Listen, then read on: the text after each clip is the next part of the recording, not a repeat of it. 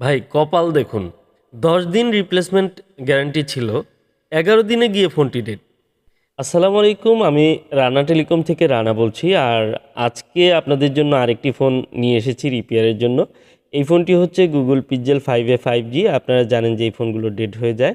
তো এই ফোনটি যিনি নিয়ে এসেছেন উনি ঢাকা উত্তরা থেকে নিয়ে এসেছেন। আর এই ফোনটি উনি একদম নতুন নিয়েছিলেন।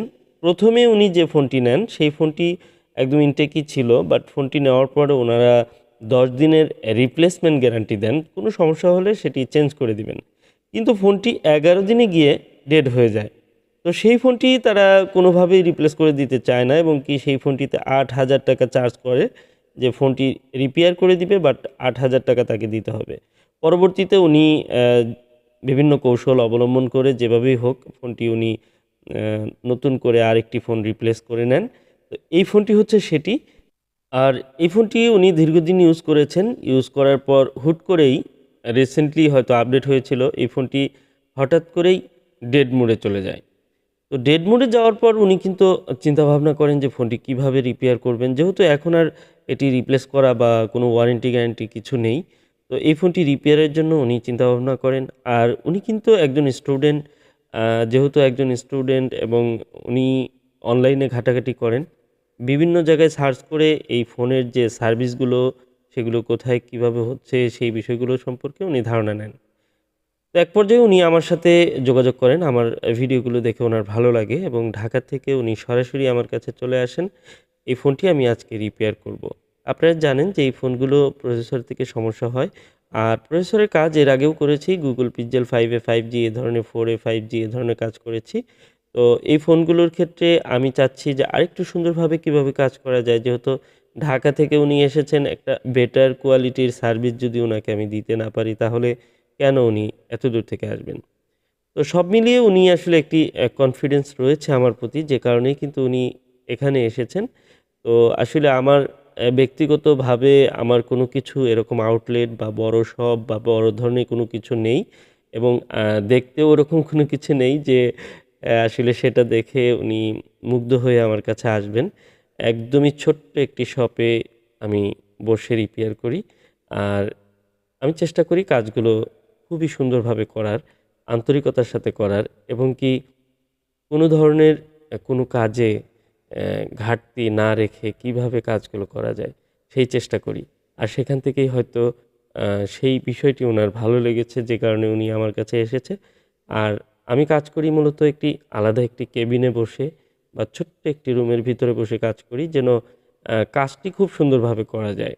কারণ আমার কাছে সবাই আসে কেন? আমার কাজ দেখে, আমার কাজ ভালো লাগে, কাজের যে কোয়ালিটি সেটা দেখেই কিন্তু অনেক দূর থেকে আসে। কারণ উনি জানেন যে এই ফোনটি হয়তো আহ, ঠিক হওয়ার মতো যে পসিবিলিটি সেটি কিন্তু আমার কাছে রয়েছে। আমি প্রচুর পরিমাণে এই কাজগুলো করছি, সেই বিষয়গুলো ওনার ভালো লেগেছে। তো দেখুন, আমি স্টিলের শেল কাটিং ছাড়া এই প্রসেসরটি আমি রিমুভ করব। তো একটু ঘুরিয়ে ঘুরিয়ে হিট দিয়ে নিচ্ছি এবং কি প্রসেসরটি আমি রিমুভ করে নিচ্ছি। দেখুন, প্রসেসরটি রিমুভ করে নিলাম এবং ক্যাপটি এখানে রয়েছে, এটি পরবর্তীতে লাগাতে হবে। তো দেখুন, আমি প্রসেসরটি, অন্যান্য প্রসেসরগুলো আমি কিন্তু সাইডে একটু শেল কাটিং করে তারপর কিন্তু প্রসেসরটি রিমুভ করি। তো একটি ফোনের প্রসেসর রিমুভের অনেকগুলো কৌশল রয়েছে। বিভিন্ন কৌশল জানা থাকলে আপনি সবভাবেই কিন্তু কাজ করতে পারবেন।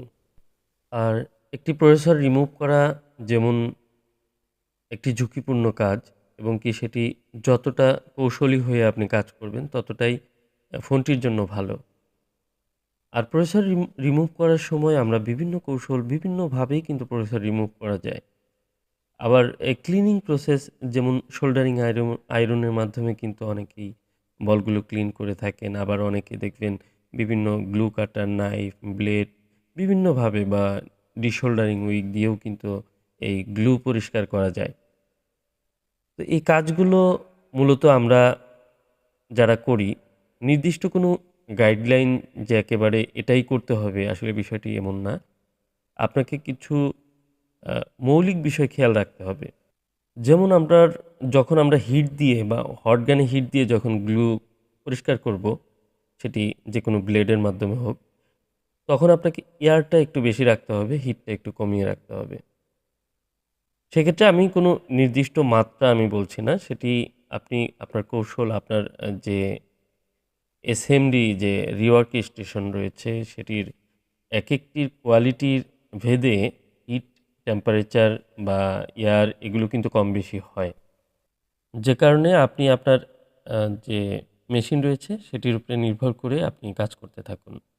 আর একাধিক ফোনে কাজ করার সময় আপনার একটি অভিজ্ঞতা অবশ্যই হয়ে যাবে যে আপনি যে হিট বা এয়ার ব্যবহার করছেন সেটি ঠিক আছে কিনা। আর কয়েকটি ফোনে কাজ করলেই আপনি সেটি বুঝতে পারবেন। যদিও অভিজ্ঞতা শেষ নেই, অভিজ্ঞতা দীর্ঘদিন যাবৎ কাজ করতে করতে একটি অভিজ্ঞতা হয়। আবার কারো কারো খুব অল্প সময়েই অনেক বিষয়ে অভিজ্ঞতা অর্জন করে ফেলেন। আর বুদ্ধিমত্তা দিয়ে কাজ করলে দেখা যায় যে অনেক কাজই সহজ হয়ে যায়। দ্বিতীয় হচ্ছে যে আপনার হ্যান্ড স্কিল। আপনার হ্যান্ড স্কিল থাকতে হবে খুবই নিখুঁত। আপনি যদি আপনার হাতের যে কাজ, এই কাজের মাপ ঠিকমতো না রাখতে পারেন, ব্যালেন্স না রাখতে পারেন, তাহলে অনেক সময় অনেক কাজ করতে গিয়ে আপনি যেখানে চাচ্ছেন না যে টাচ লাগুক, সেখানে দেখবেন যে টাচ লেগে একটি পার্স উঠে গেছে। এবং সেই বিষয়গুলো আপনাকে আবার খেয়াল রাখার জন্য খুবই মানে চৌকস নজরদারি থাকতে হবে। মানে আপনার একেবারে চারদিকে চোখ সব ঠিকঠাক রাখতে হবে যে ঠিক আছে কিনা। কোথাও কোনো যদি মনে হয় অ্যাবনর্মাল কিছু আপনি দেখতে পাচ্ছেন, সেখানে অবশ্যই আপনাকে উম ভালোভাবে খুঁটিয়ে দেখতে হবে যে সমস্যা আছে কিনা। অনেক ফোন এরকম আমরা পাই যে ছোটখাটো সমস্যা থাকে কিন্তু সেগুলো তারা তাদের চোখেই পড়ে না। বিশেষ করে অনেক ফোনের স্টিলের শেল রিমুভ করার পরে অনেক লাইন মিসিং হয়ে যায়। অনেক রেজিস্টর বা গুরুত্বপূর্ণ অনেক কম্পোনেন্টস অনেক সময় উঠে যায়। সেগুলো দেখা যায় তারা খেয়ালই করে না। এগুলো আমরা পাই। তো এই বিষয়গুলো আপনারা খেয়াল করবেন। একটি প্রসেসর রিমুভ করতে গিয়ে আশেপাশে কোনো পার্টস উঠে গেলে আপনি প্রসেসরটি রিমুভ করে সুন্দরভাবে রিবোলিং করে লাগালেন কিন্তু ফোন অন হচ্ছে না। আপনাকে সেই বিষয়ে জানতে হবে এবং সেই পার্টসটি যদি রিমুভ হয়েই যায় একটি রেজিস্টর, সেটি আর খুঁজেই পাচ্ছেন না, তাহলে সেটির ভ্যালু কী ছিল, সেটি কী ভ্যালু হতে পারে, এই বিষয়গুলো আপনাকে কিছু কিছু করে জানতে হবে। আর ধীরে ধীরে যে বিষয়গুলো শিখবেন আপনি সেই বিষয়গুলো কিন্তু সহজে ভুলবেন না, অনেক লম্বা সময় মনে থাকবে। দেখুন আমি সুন্দরভাবে রিবোলিং করে প্রসেসরটির মধ্যে আমি কিন্তু ক্যাপটি আবার লাগিয়ে দিচ্ছি। কারণ দেখুন, একটি ক্যাপ হয়তো না থাকলেও ফোনটি চলবে। কিন্তু একটি ভালো সার্ভিসের জন্য উনি ঢাকা থেকে টাঙ্গাইল এসেছেন। তো আমি অবশ্যই চাইবো সুন্দর করে কাজটি করে দিতে। আর আপনারা দেখতে পাচ্ছেন অলরেডি আমি কিন্তু প্রসেসরটি ইনস্টল করে দিয়েছি মাদারবোর্ডে। তো এখন আমি সুন্দর করে ক্লিন করে নেব। তো ভিডিও আসলে অনেক রয়েছে এই মডেলের বা এই মডেলের সিপিইউ রিবোলিংয়ের ভিডিও আপনারা অনেক হয়তো অনলাইনে দেখতে পাবেন। তো আমি চেষ্টা করি ভিডিওগুলো সুন্দর করে করতে, কিন্তু মাঝে মাঝে একটু সমস্যা হয় আপনাদের বলি। সেটি হচ্ছে যে দেখুন, একটি মোবাইলের কাজ করা একটি নয়, এই মুহূর্তে আমার সামনে 10টি কাজ আছে, কম করে হলেও 10টি ফোনের কাজ করতে হবে। এতটা তাড়া নিয়ে কাজ করতে হয়, তারপরেও সেই কাজগুলো যেন সূক্ষ্ম হয়, কোনো সমস্যা না হয়। যে ভাই এসেছেন উনি ঢাকা থেকে এসেছেন, ওনাকে রিপেয়ার করে দেওয়ার পর উনি কিন্তু আবার ঢাকায় রিটার্ন করবেন। এটি একটি মেন্টালি কিন্তু প্রেশার আমার জন্য। ঢাকা থেকে উনি আসার আগে আরেকজন ময়মনসিংহ থেকে এসেছিল, উনি কিন্তু অলরেডি কাজ করে চলে গেছেন। এই যে একেক একেকটি কাজের চাপ, প্রেশার, এটি কিন্তু মেন্টালি থাকে। আবার কুরিয়ারে বেশ কিছু ফোন আছে সেগুলোও কাজ করব। এত কিছুর পরে অনেক সময় এই মাইক্রোস্কোপে ভিডিও করা বা হয়তো কিছু ভিডিও আছে, কিছু সময় বাটন চাপতে ভুলে গেছি, ভিডিও হয়নি। এই সমস্যাগুলো থাকে। বা একটি জিনিস বলতে গিয়ে আরেকটি জিনিস বলে ফেললাম, বা মানে এক কথায় চুন থেকে পান খসলেই কিন্তু একটি কথা আছে যে আমাদের এই অনলাইনে প্ল্যাটফর্মে কোনো কিছু ছেড়ে দেওয়া হয় না। তো অনেক সময় অনেক ভুল হয়ে যায়। ভুল হলে ক্ষমা সুন্দর দৃষ্টিতে দেখবেন। অনেক সময় ভিডিও কিছু কিছু অংশ থাকে না। আবার অনেক সময় অনেক ভিডিও দেখা যায় লং হয়ে গেছে। মানে ভিডিও কাজই করছি না কিন্তু ভিডিও হচ্ছে মাইক্রোস্কোপে, এরকম হয় অনেক সময়। মেমোরি ফুল হয়ে যায়। তো আসলে মেন্টালি অনেক প্রেশারে থাকি। অনেক সময় দেখা যায় খাবার খাচ্ছি, বাম হাত দিয়ে কিন্তু এডিটিং করছি বা আপনাদের জন্য ভিডিওটা আপলোড দিচ্ছি। তো এতটাই ব্যস্ত সময় পার করতে হয় অনেক সময়। মোবাইলে হোয়াটসঅ্যাপে মেসেজ আসে, বিভিন্ন ফোন আসে, ইমো, হোয়াটসঅ্যাপ এই সমস্ত জায়গায় অনেকে আছে শুধু হাই, হ্যালো, কেমন আছেন, আসসালামু আলাইকুম এই ধরনের মেসেজ দিয়ে রাখেন। আসলে আপনাদের একটু পরিষ্কার করে বলি, এই মেসেজটি দেখার জন্য আমি একবার ঢুকলাম, মেসেজে ঢুকলাম, ঢুকে আমি তার অ্যান্সারটা দিলাম। সালাম দিয়েছেন, আমি তাকে অ্যান্সার দিলাম। বাট উনার যে প্রয়োজনটা সেটি কিন্তু উনি বলেননি। তো ওনার প্রয়োজন না বললে আমি কিভাবে ওনাকে আমি রিপ্লাই দেব? গুরুত্বপূর্ণ কথাটি হয়তো বলার সুযোগই হলো না, যে কারণে দ্বিতীয়বার উনি আবার একটু পরে মেসেজ দিবেন। বারবার মেসেজে আমার অ্যান্সার করাটা একটু কষ্ট হয়ে যায়। আপনারা একটু বোঝার চেষ্টা করবেন যারা আমাকে মেসেজ করেন। আপনি আপনার প্রয়োজনটা সরাসরি বলবেন। এতে করে আপনার এবং আমার উভয়ের সময় বাঁচবে, যেহেতু আমার এখানে সময়টা অনেক মূল্যবান। আশা করি কেউ খারাপভাবে নেবেন না, এটি বাস্তবতা। প্রচুর পরিমাণে ফোন মেসেজ আসে এবং সেগুলো এভাবেই আমাকে হ্যান্ডেল করতে হয়। নিজে আমি কাজ করি, নিজে ভিডিও এডিট করি, আপনাদের জন্য আপলোড দেই।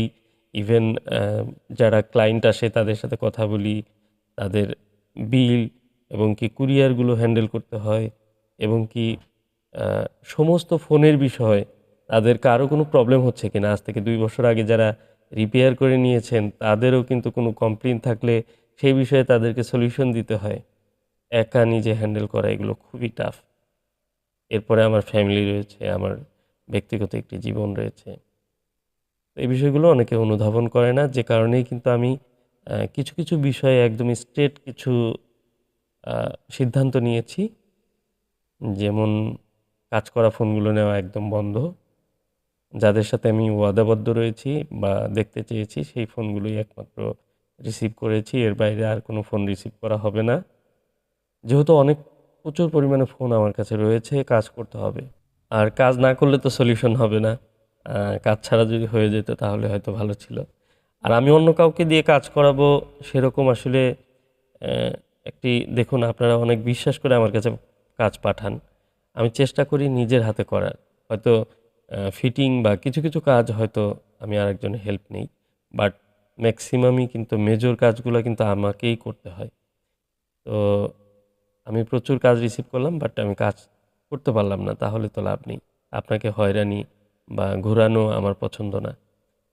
তো দেখুন ফোনটি সিপিইউ রিভলভ করেছি, বাট আমি একটু চার্জে দিয়ে দেখি চার্জ হয় কিনা, অন হওয়ার কথা। তো আলহামদুলিল্লাহ দেখুন চার্জিং লোগো চলে আসছে। তার মানে আমরা আশা করতেই পারি যে ফোনটি রান হবে। আর উনি ঢাকা থেকে খুবই মানে কনফিডেন্টলি উনি কিন্তু এসেছে যে এখানে গেলে ফোনটি ঠিক হবে, যেহেতু ফোনটি ইনটেক আছে, কোথাও কোনো জায়গায় দেখানো হয়নি।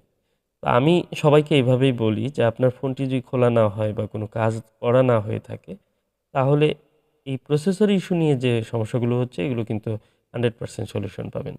তো যাই হোক, আমি একটু লাঞ্চে গিয়ে তারপরে আসলাম। আমি ফোনটি চার্জে দিয়ে রেখে গিয়েছিলাম। তো দেখুন অলরেডি 32% চার্জ হয়েছে। আমি এবার কিন্তু অন করছি ফোন। তো আশা করি সম্পূর্ণ ফোনটি অন হয়ে যাবে। আপনারা সম্পূর্ণ ভিডিওটি দেখার জন্য আপনাদের অসংখ্য ধন্যবাদ। আর অনেকগুলো ব্যক্তিগত কথাও বললাম। আর এগুলো বলার উদ্দেশ্য হলো, যেহেতু আপনারা আমার সাথে সম্পৃক্ত, আমার ভিডিওগুলো রেগুলার দেখেন, আমার বাস্তবতাটা আপনাদের সাথে শেয়ার করি। আর দেখুন আমার একটা বিজনেস স্ট্র্যাটেজি বর্তমানে, যেটা আপনারা দেখতে পাচ্ছেন যে আমি কাজ করছি কিভাবে। এই জিনিসগুলোও কিন্তু একটা শিক্ষণীয় বিষয়। আপনারা চাইলে আপনাদের ব্যক্তি জীবনে আপনারাও এটি ট্রাই করে দেখতে পারেন। সুন্দরভাবে কাজ করে দেখুন, সততার সাথে সুন্দরভাবে কাজ করুন। সুনাম ধীরে ধীরে আপনারও ছড়িয়ে পড়বে আপনার লোকাল শহরে, সারা দেশব্যাপী এবং সারা বিশ্বব্যাপীও ছড়িয়ে পড়বে। এই প্রত্যাশায় আজকের মতো এ পর্যন্তই। ভিডিওটি ভালো লাগলে অবশ্যই লাইক করে যাবেন। আসসালামু আলাইকুম রহমতুল্লাহ।